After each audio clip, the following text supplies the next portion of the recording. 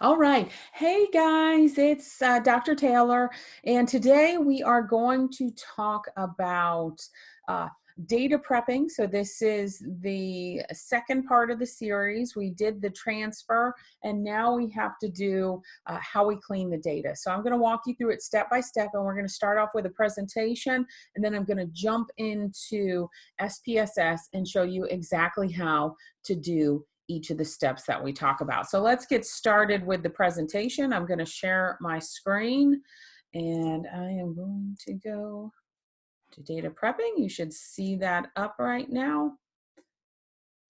I'll press that again. All right. So,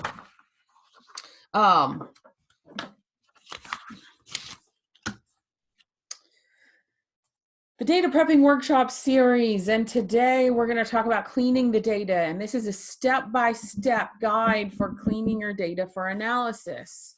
And as I said earlier, this is an important part of what I said in an earlier tutorial was this is an important part because we need quality data to be able to do a quality data analysis.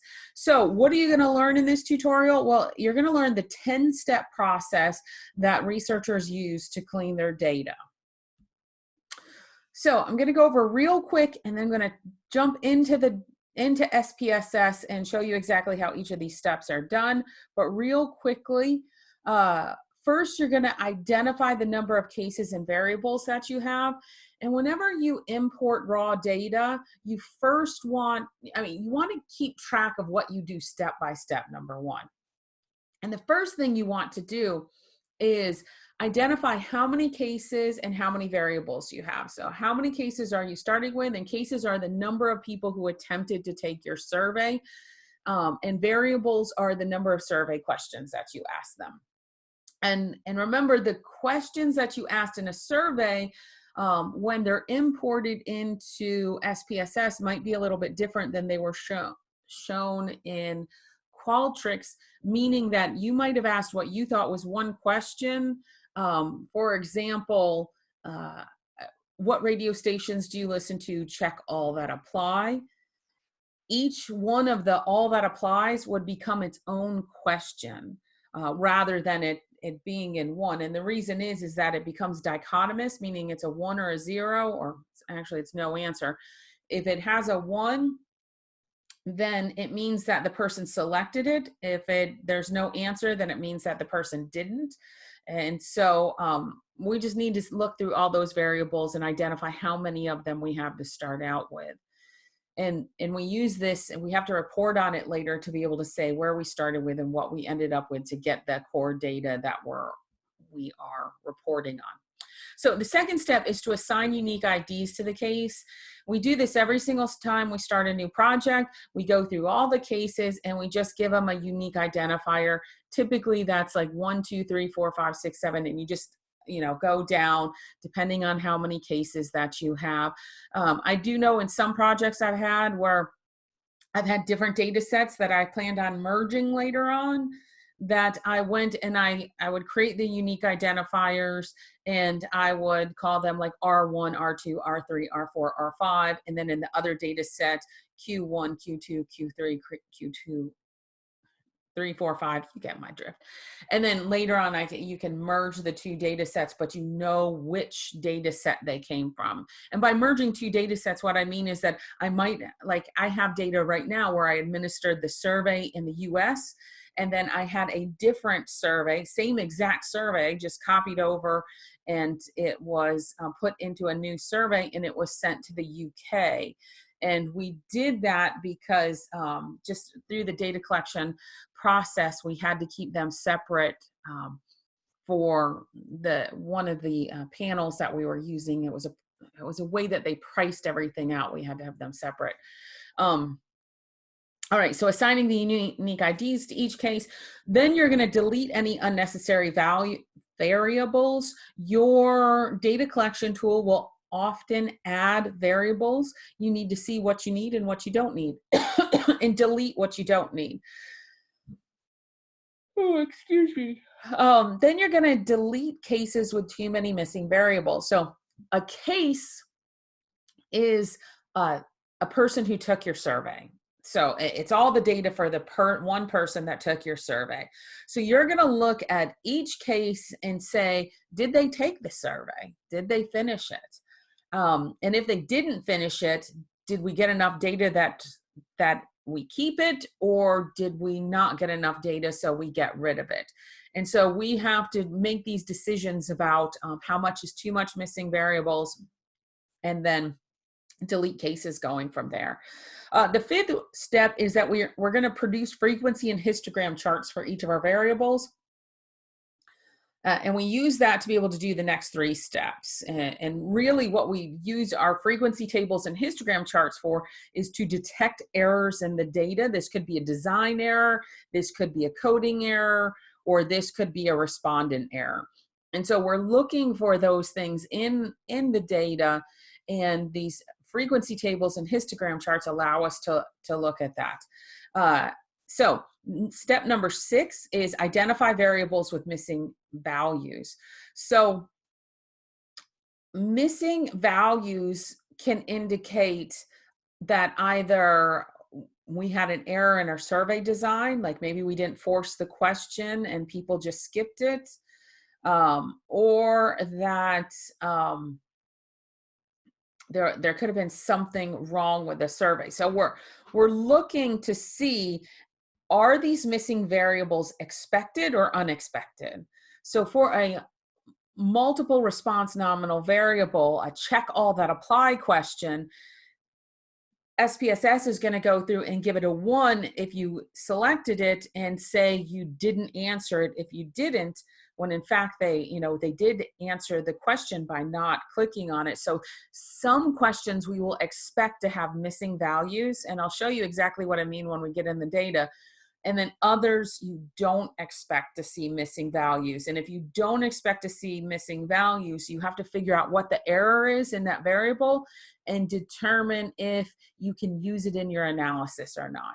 So we want to identify variables with missing values. We also want to look at their histogram charts and to see if there's any problems. With data, especially when we're looking at interval data, ordinal and interval data, anything with a hierarchy, we would expect some sort of normalization, like a normalized curve. And if we're not seeing normalized curves, we need to go into the data and see what's going on. Sometimes it's an error and we can't use the variable. Sometimes it's an error and we need to fix the way that the variable is coded, and we need to recode that variable to fix the error in the data. And so we have to identify it before we can determine what we're going to do to fix it. So we're looking for errors based on looking at that histogram chart. Then we're going to identify variables that have problems with their scales. So we're looking at the frequency tables and we're looking at the histogram charts, and we say, did the scale we create cause an error? So maybe we did some sort of frequency, like have you gone once a week, twice a week, 3 times a week, 4 times a week, 5 times a week, every single day, and we have this scale that we created, and maybe we find that some categories have 0 responses or very, very low responses. We need to look at that and see, can we fix it? Or is this particular variable, is this scale not capturing the data correctly? And do we need to eliminate it from our analysis because it's a massive error in our design? And sometimes it happens. Sometimes you make mistakes when you're designing scales, and it ends up coming at the end when you're doing your analysis, and you're like, man, that is not something I can fix, and I won't be able to report on it. But we use those frequency tables and the histogram charts to be able to identify these errors. And then we move on to the 9th step, which is review the ratio variables. So any open-ended questions where we're asking for numbers, and then also this includes qualitative qualitative data where we've asked people open-ended questions. And what we're looking for here is errors in the data entry. So if we ask them, what year were they born, and it has letters in it, then that's an error, and we've got to go in and correct it. Typically we end up deleting that data and just considering it a missing value. If it is, and we'll see a bunch of different errors today as we go through looking at these variables, but we want to go through and clean up that data. Step number 10 is looking at scale coding. Now, I told you earlier that Qualtrics will sometimes code the variables in really strange ways. So you might have an interval question that you asked where it's how much do you agree with the following statement, and the scale is strongly disagree to strongly agree. But then, so it should be a 5-point scale where it's 1, 2, 3, 4, 5. But when Qualtrics delivered the data, it is 41, 42, 43, 44, 45. So reporting on a mean using the coding that's currently in there would give us a mean of like 43.2 rather than 3.2. 43.2 just doesn't make sense to people when you're reporting the data, even though it might make sense to you because you're like, oh, I get the scale. It's just, 40 to 45. That's not a big deal.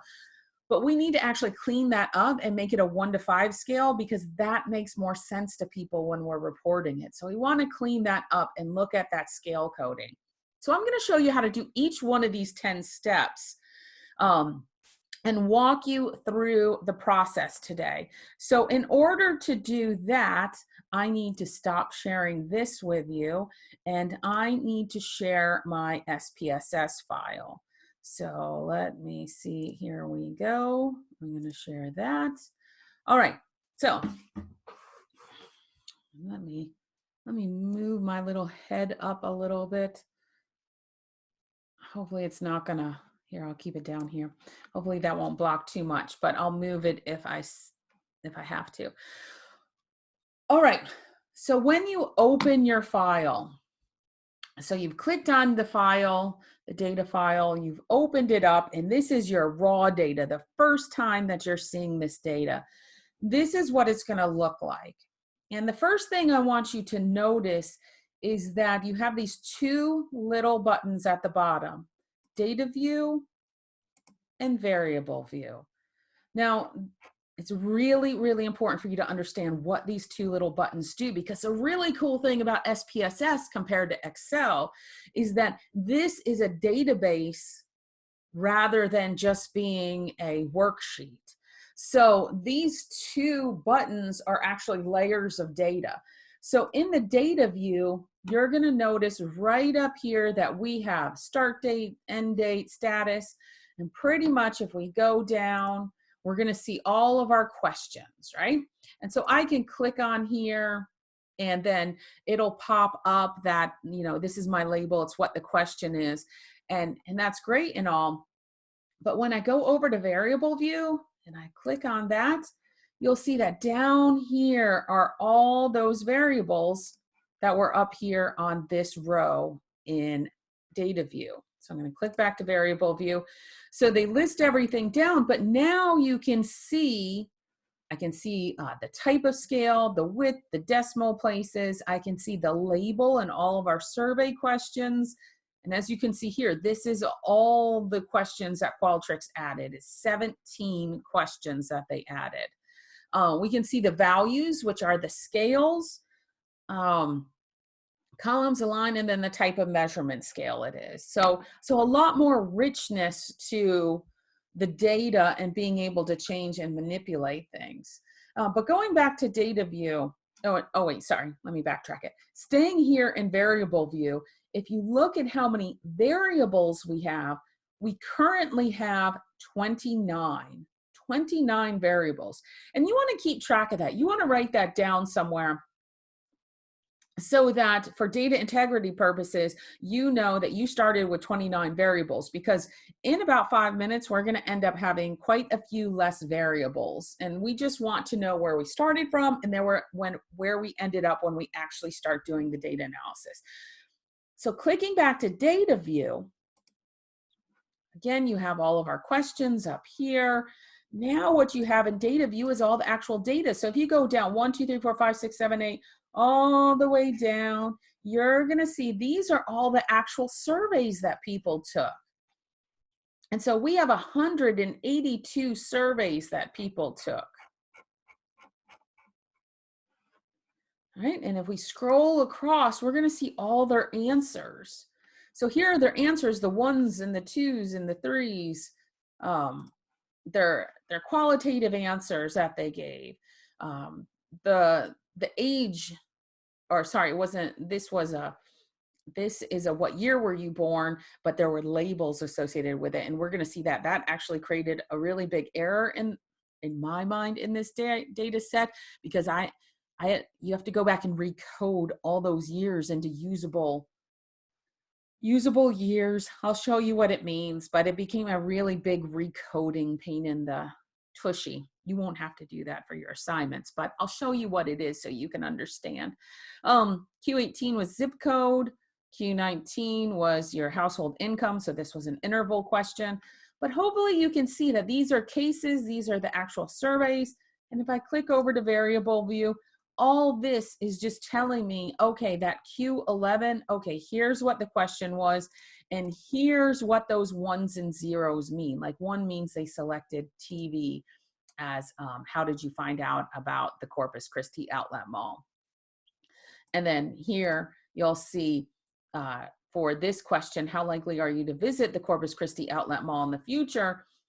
That is extremely likely, somewhat likely, neither likely or unlikely, somewhat unlikely, and extremely unlikely. And you can see what I'm talking about these weird wonky codes. Like this starts at 18, 19, 20, 21, 22. Reporting on a mean that would give us like 21.3 as our mean, that doesn't really mean anything to the respondent. But if we change that to a 1 to 5, with 1 being the lowest and 5 being the highest, and we said it was like a 2.2 mean, it would make a little bit more sense to people, and make a lot more sense to people. So hopefully you kind of understand that a little bit. But now let's get started identifying the number of cases. We simply scroll down here and we see that we have 182 people. And then in our variable view, we have 29. So you'll write both of those down in your assignment. And then we'll move on to step 2, which is assigning unique IDs. So we have 182 cases. And what I do, and I'm going to have to stop share and go over to Excel real quick. There's 182. Okay, so I'm going to open up Excel. Okay, and I'm going to open up a workbook. So I want to create a unique identifier for each one, but I don't want to have to type out all 182. So I'm going to make Excel do it for me. So this is what I did. You have to do, okay, so I've got 182 there. I'm going to do that one more time. So you have to do this at least, I think, 3 times. You have to put the first 3, you highlight it, then you go down to this corner and you simply drag it. And you can see that number, that little number that popped up. See this little number below the plus sign? That tells you where you're populating to. And so you can create everything really quickly rather than having to hand type everything out, and just do a Control C, and then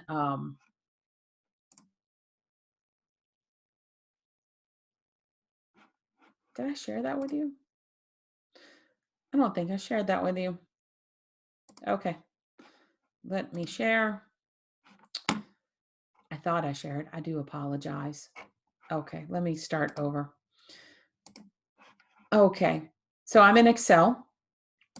I am going to go 1, 2, 3, and then I'm going to highlight it. And then I need 182. And so as you can see that the number that's popping up as I go down, It's 55 to 6. It's going to tell me when I'm at what I need. I just scroll down until I get to where I am. I need 82. I release, and then I can Control C, and I get 182 unique identifications that I can copy.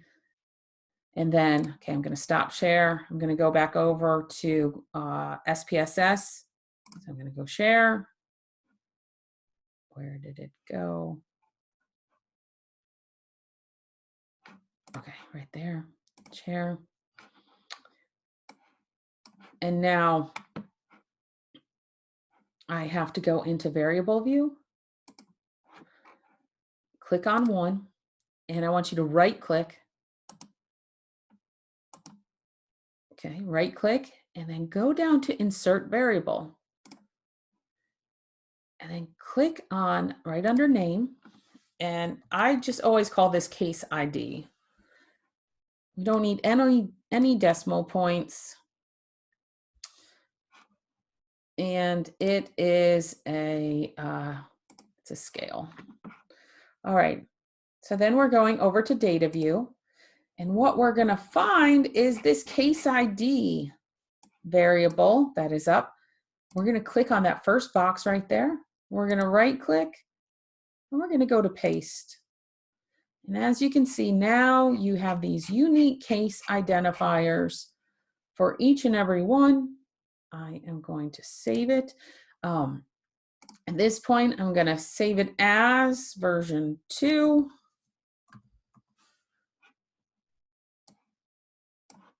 Click save.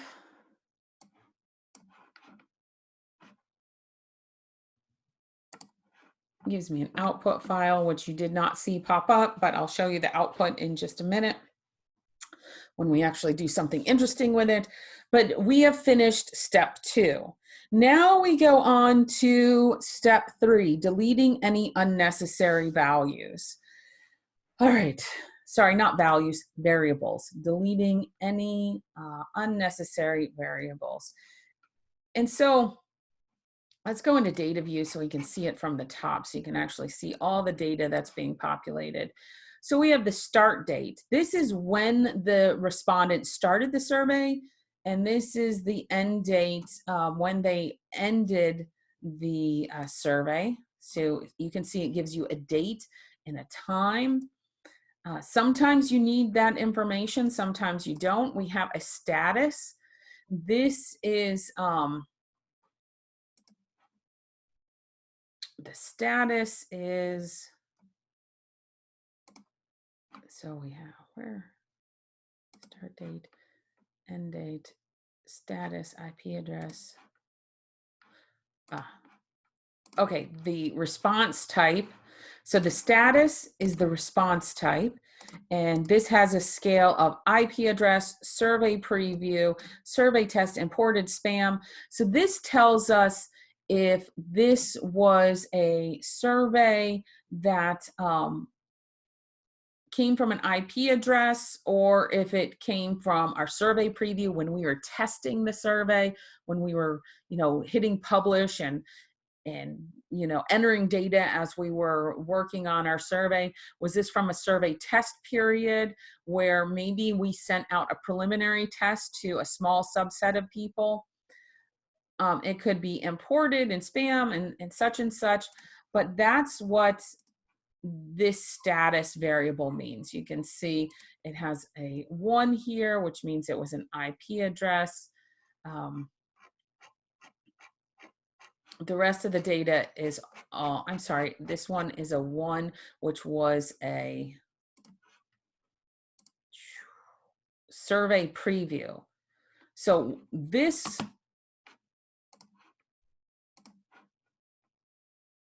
one was taken before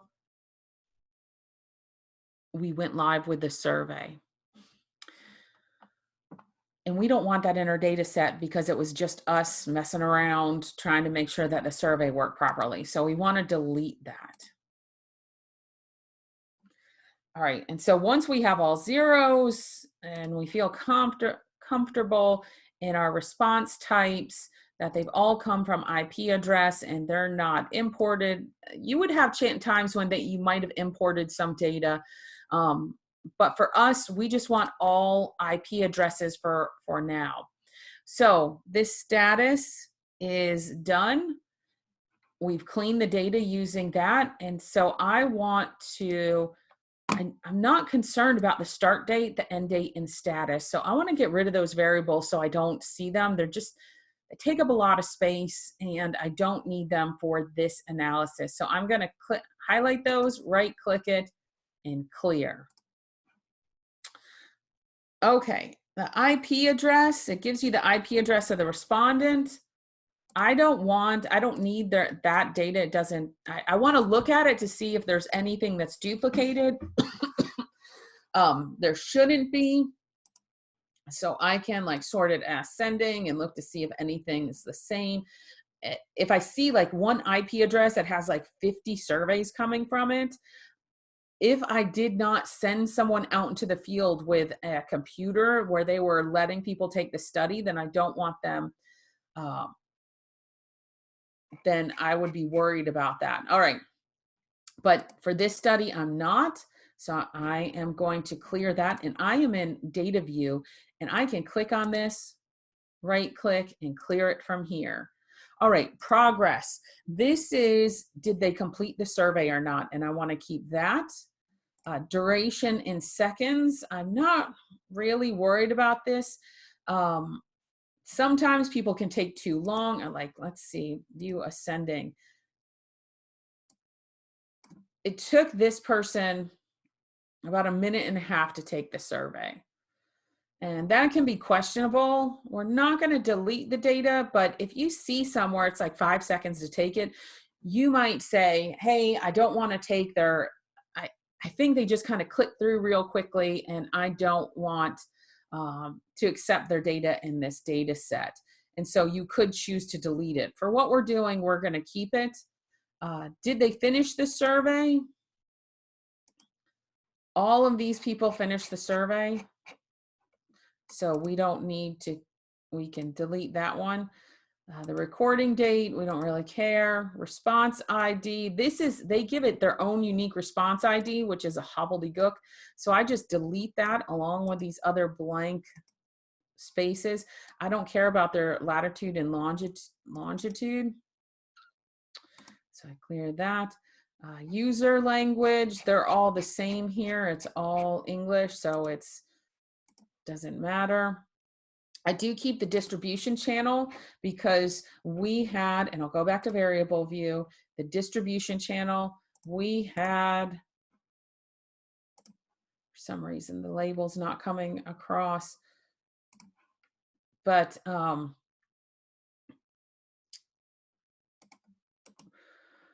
it could be anonymous.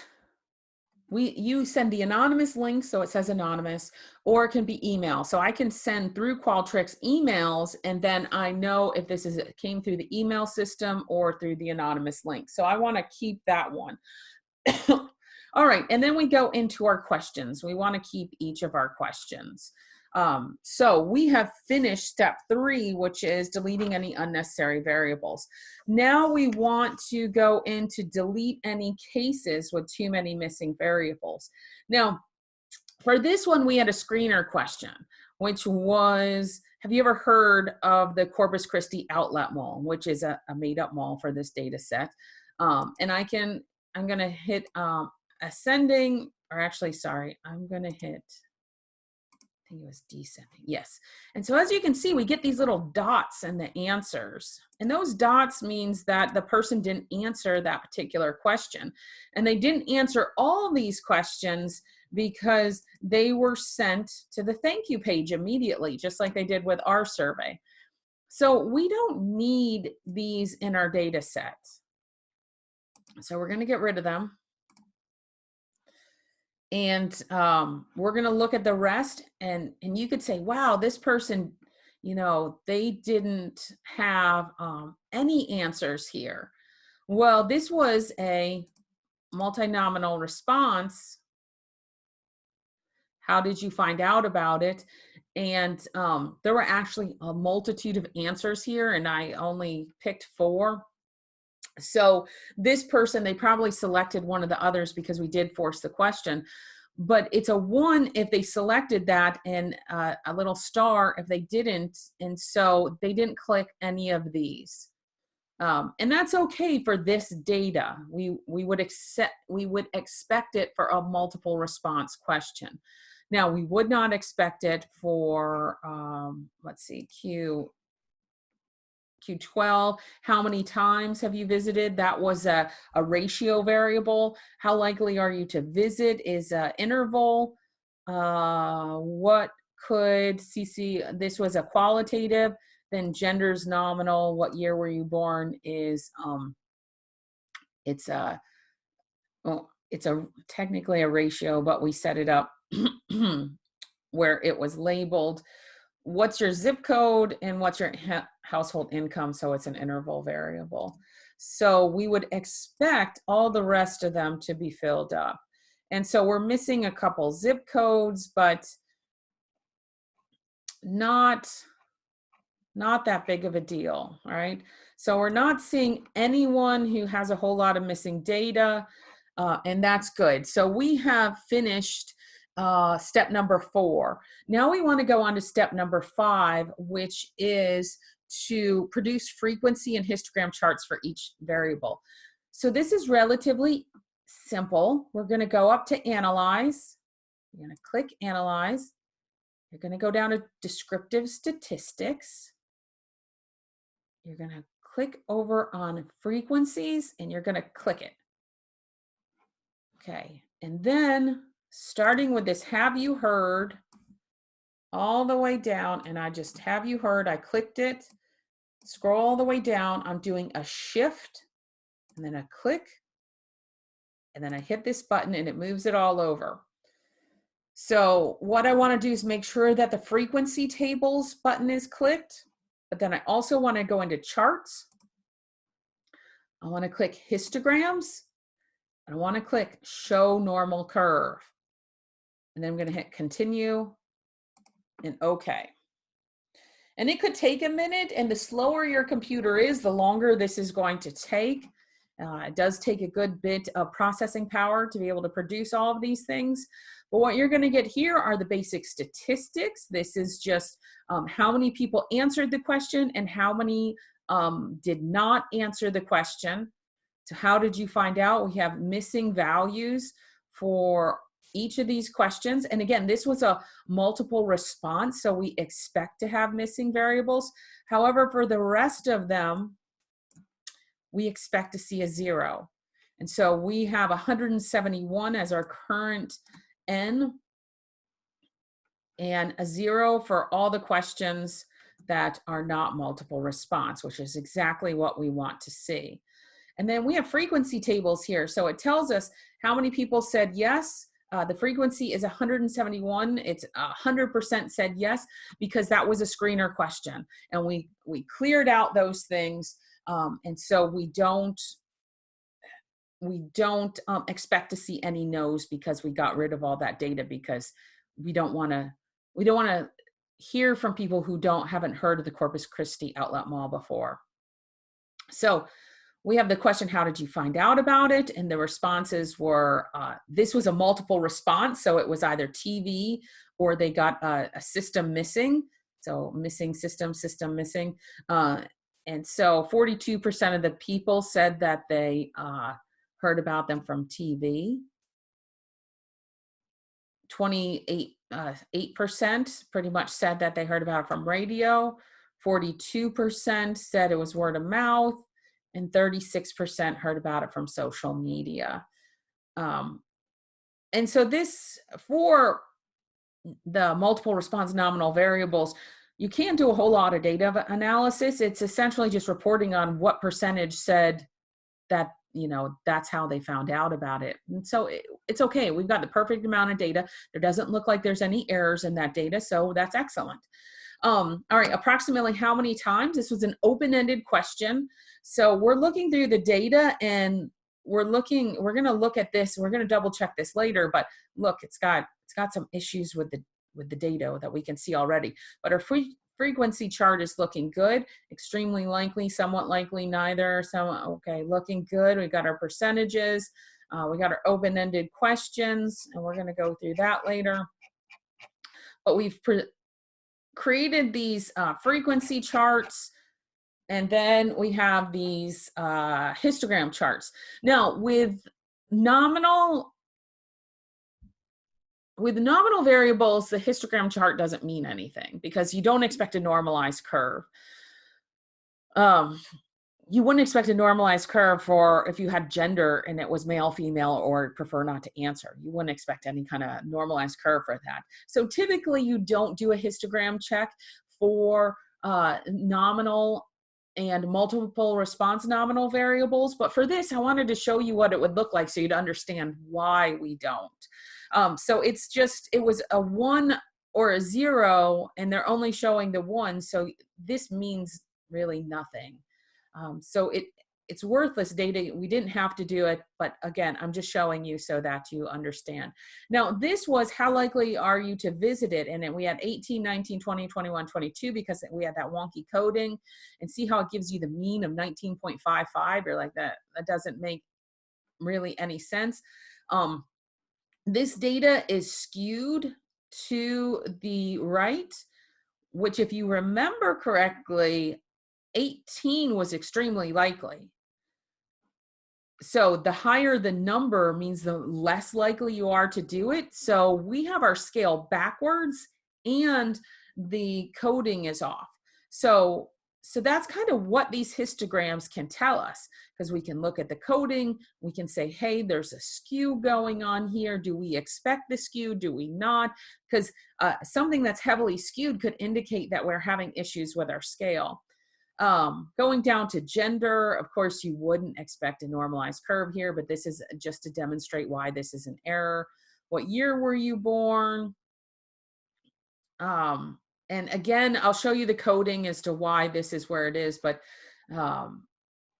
we're okay with that. Household income, that's looking okay. But we have all these histograms. So we produced it. Oh my gosh, I did it again.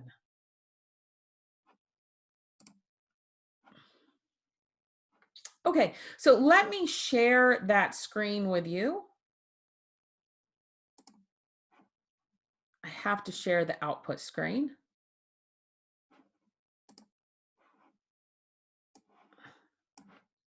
Okay, and so this is what it looks like. And tells us that it did some work, that it created frequencies. It tells us any errors that it has in the data. So it says we couldn't give you histogram charts for these variables, which is okay.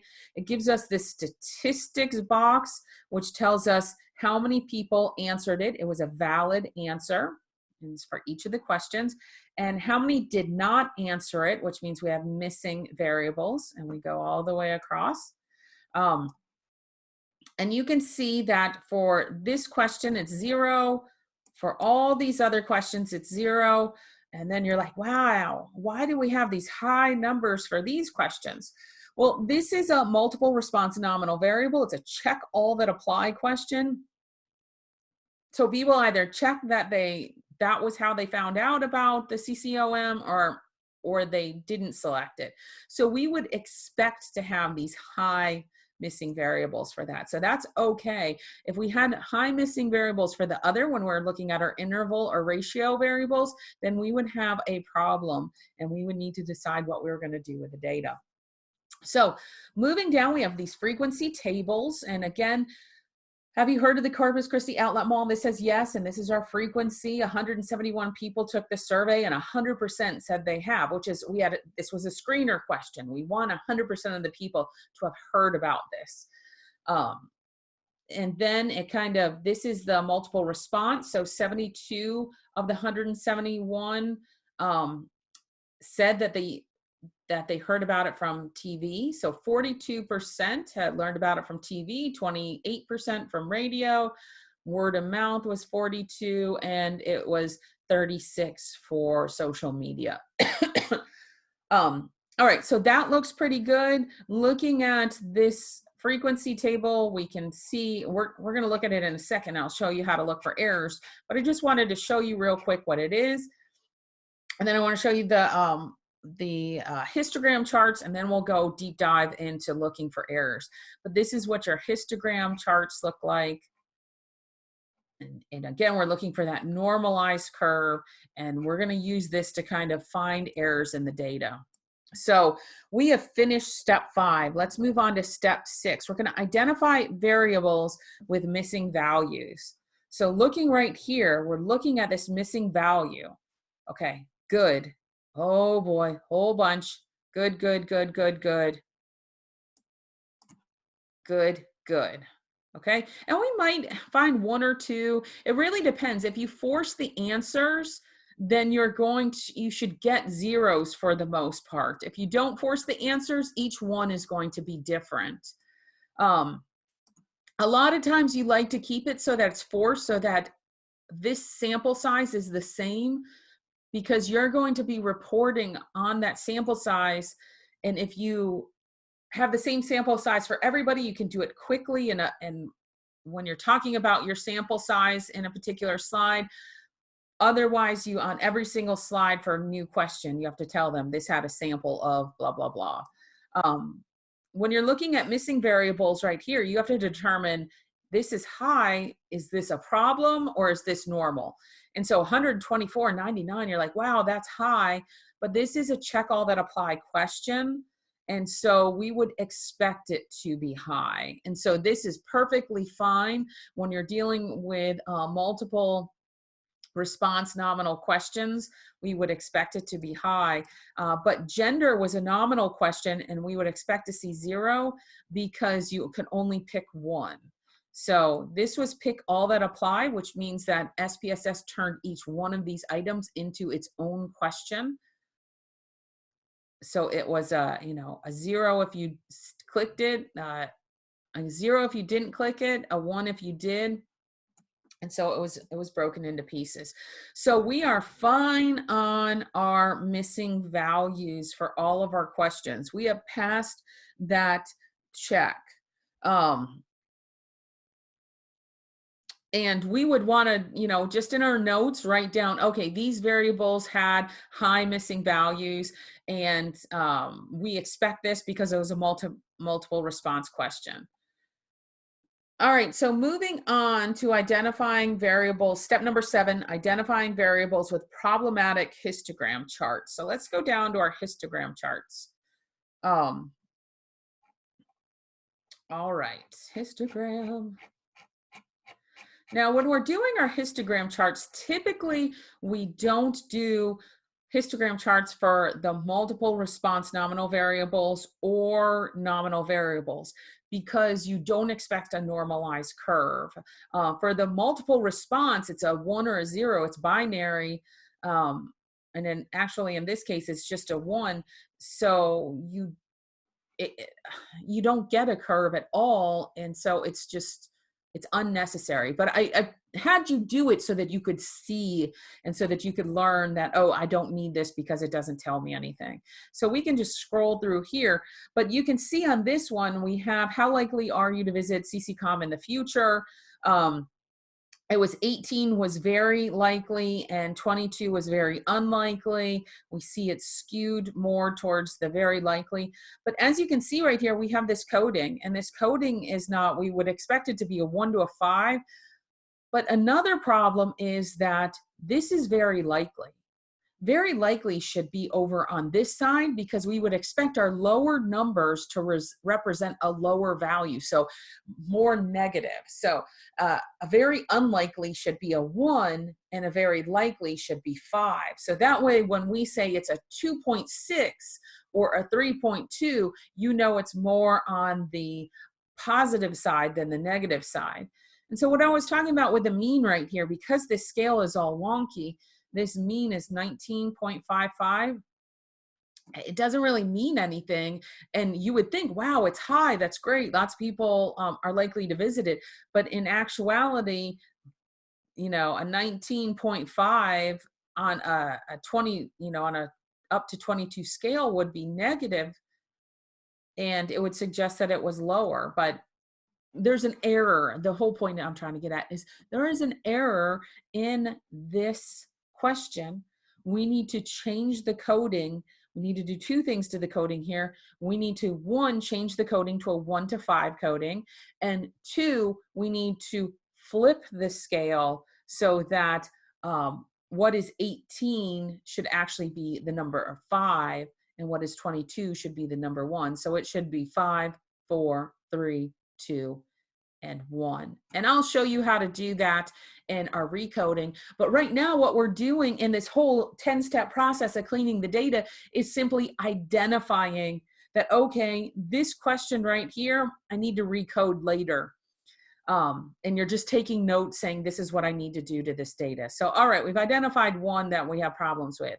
Gender, again, you wouldn't expect a normalized curve. This doesn't mean anything to us. What year were you born? Oh man, this was a wonky question because we'll go back and I'll show you in the variable view later, but we decided to use a pull down menu. And when you use a pull down menu, you put in 1920, 1921, 1922, but Qualtrics goes back in and recodes it so that 1921 is actually the number 1, so the coding is 1, and then, you know, everything forward. So now we've got to go back and recode every single one of these. So we see a problem because we could say that, you know, the majority of our respondents are under the age of 40, but that would be totally and completely wrong.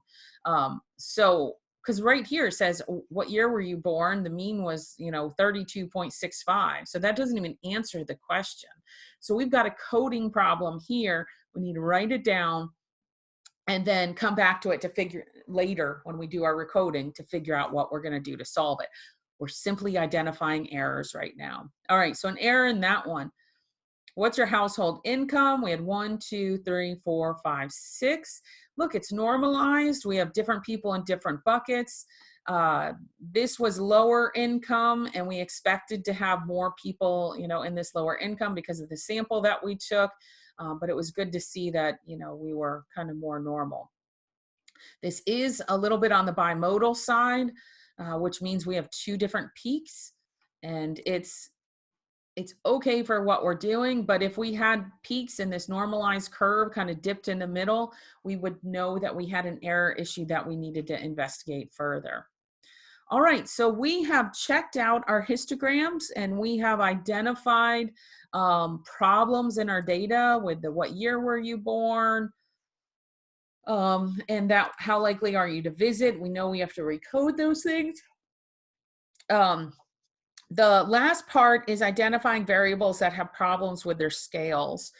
And so we're looking at these histograms, and sometimes what we'll find is, like, for example, you'll have a scale and there'll be 0 answers right here in the middle, or maybe it's like 1 here and 1 there. And you have to look at your scale and say, okay, that's an issue because it's not normalized. I would have 2 different extremes. What am I going to do with this data? And so again, you would, in order to fix that, you would recode the variable. If I had 1 here, 1 here, I might say, you know, say this was how many times do you plan to visit in the future? And here was 1 time I'm going to visit in the future, and then 2, 3, 4, and 5 or more times.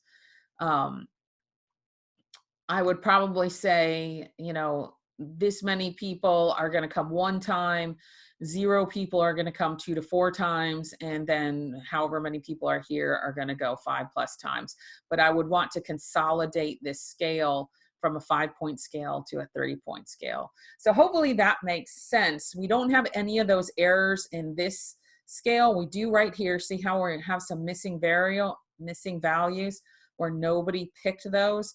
Again, it doesn't mean all that much sense because we recoded the data. We need to recode the data, so it's a little harder to understand. But once we recoded this, we would want to look at the histogram again and kind of understand, are these missing variables? Can we come and collapse this scale a little bit. Can we turn it into an interval scale? Can we turn it into an ordinal scale? All right, so we've done step number 8, which is identify the variables that have problems with their scales. Now we want to go back up and we want to review the data. And we want to see if we have any issues in the data. Okay, so looking at how many times, this was an open-ended. So we want to look at any of the open-ended questions. And right here, this 20 plus, that's going to cause us a problem. That plus sign is not going to compute in the analysis. So we're going to have to figure out what we're going to do with that. Are we going to make it, we know they go more than 20 times. So are we going to turn that to a 20 and say, oh, well, 20 is a lot as it is? Or are we going to delete it and say it was a non-response?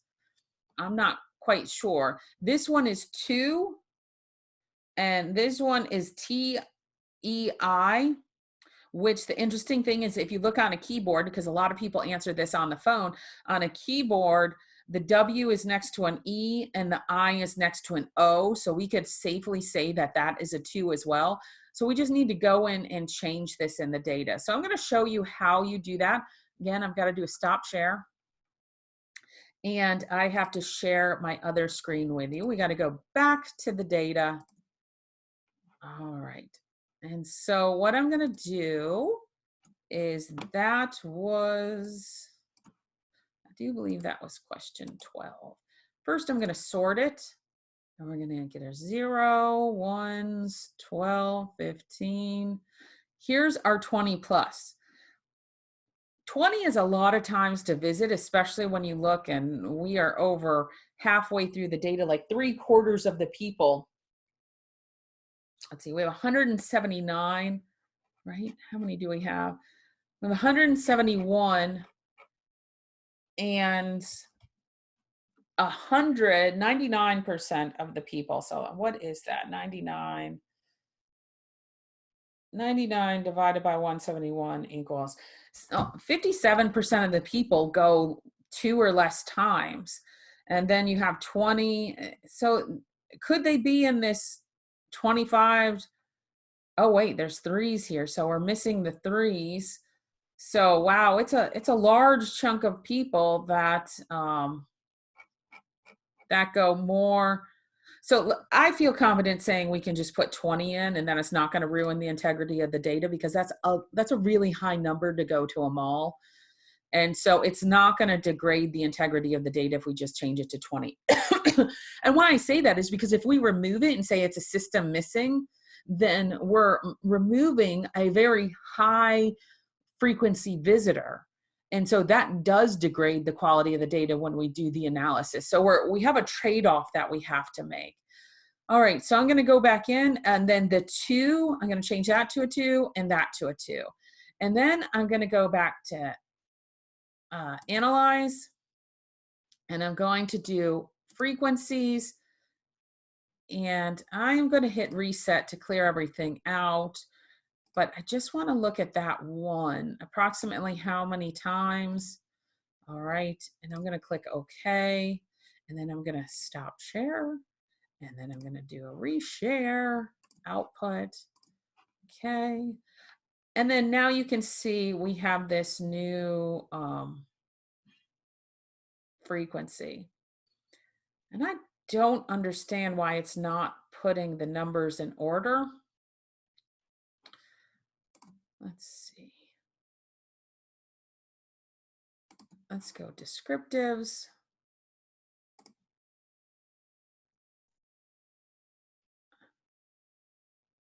Have you heard how likely?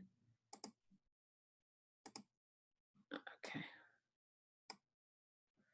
Where did that go? Approximately how many times? Cancel. Okay.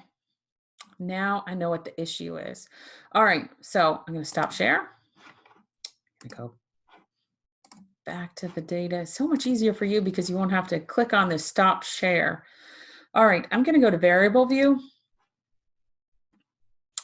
And I'm going to find that question. So approximately how many times? See how it says it's a nominal?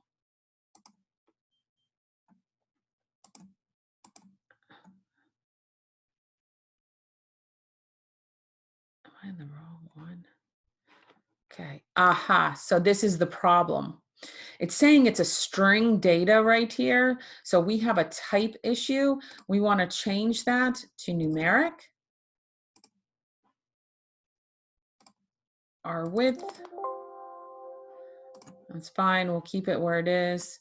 And now we're going to change it to a scale. Okay, so we were having a problem with that. Now let's go back and let's analyze it again. So approximately how many? I'm going to stop share. I'm going to reshare the output with you. And look at that now. Look at how beautiful that data is. It put everything in order. And now we know that we have this percent, 26% of the people will go 0 times, 15% will go 1 time, another 13% will go 2, so on and so forth.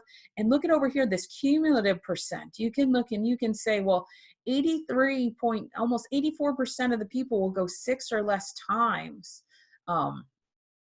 Or went 6 or less times in the last year. And then you can see that this 200 plus times is a very small population. But we could take this, now that it's organized and now that all the data is clean, and we could decide to turn that into an interval or ordinal scale. So cleaning the data becomes important because how we can do the analysis changes, and it helps us be able to fix the error. So we were able to find that error and we were able to fix it. Okay, so I want to stop share and go back to the data one last time. And we need to look really quickly. We're going to go into data view and we need to look at this qualitative data. So we have the qualitative data, we have NAs. So the NAs, we're just going to go and delete because essentially that's people not answering it. And we'll get a better reporting statistic. Not sure. I think we can just say that's not an answer. Not sure. That's not an answer. The ZZZ, that's not an answer. We forced it. So they said, you know, I would say this one is not an answer, and this was actual data, just so you know, and I did not catch that error. I can't believe that's there. All right. If it has more money, more sales, but there's a lot of dirtiness in the data. Yeah. All right. So you go through and you're just looking for the not sures, for the, and let's see if we sort ascending, we've got that. Sometimes that can help. Oh, look at this. Here's another one. You're just going to go through, get more, there more advertising, more shops, more stores, more stores. Okay. I saw a not sure. Not sure. I'm not a big shopper. So that is that's a delete. Restaurants, a variety, Under Armour. Okay, so the rest of the data at that point is clean. And so we have finished step 9. Okay, and our data is getting really good and clean. All right, so the last part is look at the scale coding. And we kind of did that when we looked at when we were looking at the frequency table and the charts. So we know that we have some issues, but let's go through the scales here. And so you can look at each of the scales and how it was labeled. You see a yes and a no, a 1 for yes, a 2 for no, that's fine. A 1 if it's TV and you know it's nothing. And so all these, we're just double checking these, making sure that they're okay. None, no scales. Okay. So extremely likely, somewhat likely, neither, 21, 22. We know we have a problem and we have to recode this. So we need to write down what the numbers are and what the label is, and then we need to renumber it. So I would give this a 5, a 4, a 3, a 2, and a 1. And then when I went to recode it, I would recode it from an 18 to a 5. And you'll see in a later video how to do that. But now we're just identifying, okay, this is the problem. This is what we need to do. Okay, so a 1, 2, 3, that's perfectly fine. Okay, look at this hot mess. This was what a drop-down menu did. I will never use a drop-down menu on age again, and I never have since this study, but 13 equals 2000, 14 equals 99. Like, this would be great if it was 2020 and, or if it was 2013 and 13, you know, if you selected you were born in 2000, you were 13 years old. But it's not, and that's really not a good way to have the data anyways, because you might not get to analyze the data. You know, you might want to come back and reanalyze the data in a year or two, and then things are changed, or it's just caused a hot mess. So each one of these need to be recoded, and I need to write down what they are, and I need to write down what I'm going to recode them to. So I'm going to take this and I'm going to recode it to 2000. 99, 98, 97. So 16 is 1997. I'm going to change that to 1997. I want to write it down because I'm going to have to put into Qualtrics 13, you know, transform this variable, make 13 into a 2000. And again, you're not going to have to do that for what you do, but for this one, I did have to do it for the project. But again, looking at these scales and seeing, are there any problems? And 1 to 6, this is perfect. So we're looking at what is less to be, you know, on the 1 side, and what is the highest to be on the 5 or 6 side, whatever the highest number is. So you're looking for that positive and negative, and then you're looking for any errors. But other than that, we have done all of the steps, the 10 steps. Of our data prepping workshop. So I'm going to share this one last time. All 10 of these steps we've gone through, and we have cleaned our data. So you've seen them in action. We've cleaned our data. So those are the 10 steps that you do. And I hope you understand why, and I hope you feel confident about the data when you're done. And if you have any questions, please don't hesitate to contact me as you move through this. But other than that, have a great day. Bye.